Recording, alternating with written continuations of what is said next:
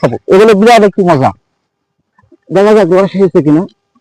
ওই ক্যামেরা, ও সেই রস এসে বলো, একটু ক্যামেরা দেখানো যাক। বন্ধুরা বলো, শীতকালে একটি মজাদার কি জানেন, খেজুর গাছের রস, এবং খেজুর গাছের রস খেতে বলে খুব মজা লাগে। আপনারা আমাদের সাথে থাকুন এবং খেজুর গাছের মালিকের কাছে না বলেই আজকে রস খাবো। আমার সাথে ক্যামেরাম্যানের আসতে থাকুক।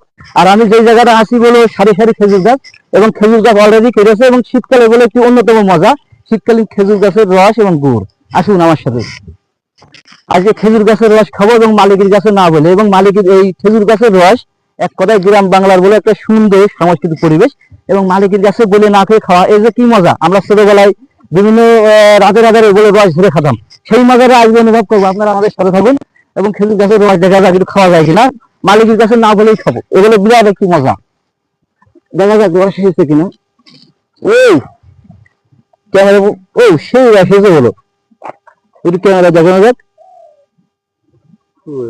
এই যে বন্ধুরা দেখেন কি সুন্দর রস, দেখেছেন? এবং এই রস একজন গাছি বলে কেটেছে অনেক কষ্ট করে, কিন্তু সেই রসটা বলে খেয়ে আমরা অনুভব করবো। এখন আপনারাই বলেন যে আমরা খাবো কিনা, সেই স্বাদ হবে নিশ্চয় না?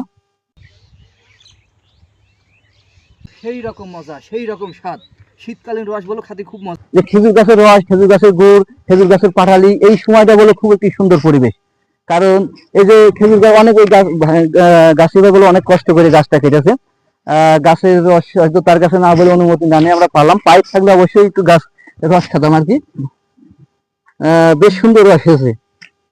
আমরা যেহেতু গ্রামে থাকি, আমরা গ্রামের সৌন্দর্যটা অনুভব করতে পারি। আপনারা যে যেখান থেকে ভিডিওটা দেখছেন অবশ্যই একটি লাইক, একটি কমেন্ট, একটি শেয়ার দিয়ে যাবেন, কিন্তু ভিডিওটা অন্যভাবে কেউ নেবেন না। সবাইকে ধন্যবাদ, সবাই ভালো থাকবেন।